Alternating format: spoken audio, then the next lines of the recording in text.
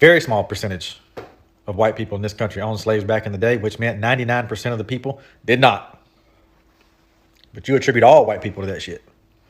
So the in-depth response to that level of Caucasian cunning, that trying to fudge numbers like that to minimize the pervasiveness of, slavery in the American Civil War, would be, first of all, to break that down into several parts, right? First of all, where does that 1% number comes from? It comes from the 1860 U.S. Census, where technically there was the fewest amount of slave owners in the United States, right?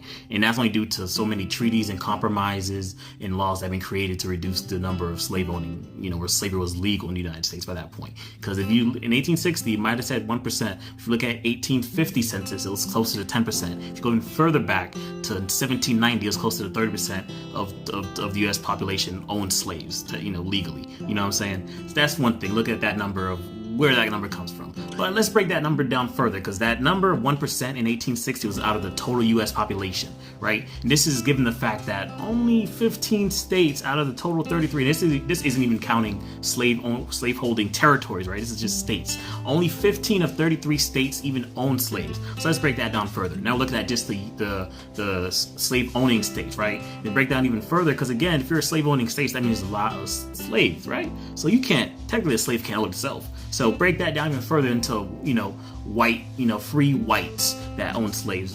But if you're, the idea of a slave owner, that's a very narrow definition, right? Very narrow definition. You're looking at that number right there, because technically if you're a family of 6 and you own 10 slaves, legally only 1, maybe 2 people actually own the slave legally.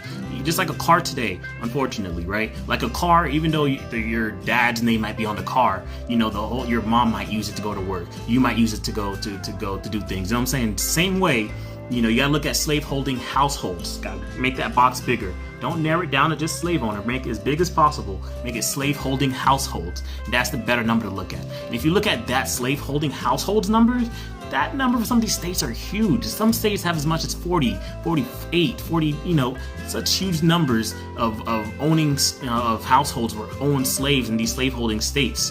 You know what I'm saying? And the number of slaves that they own was a huge number of that state population as well. You know what I'm saying? So that's the second thing to look at of what's the definition of slave owner. And the last thing to look at for that number is to look at the fact that slaves are being rented out to people. Right? Just like today, there's Uber, or there's, enterprise people that don't want to use their own cars for things. You could rent out slaves at the time. And people are renting out slaves not only to individuals, but also to whole companies, right? So although there's a percentage that own slaves, when you include people that rented slaves, because again, every year, 5 to 10% of slaves in the United States are being rented out to people. They weren't used for the actual owner.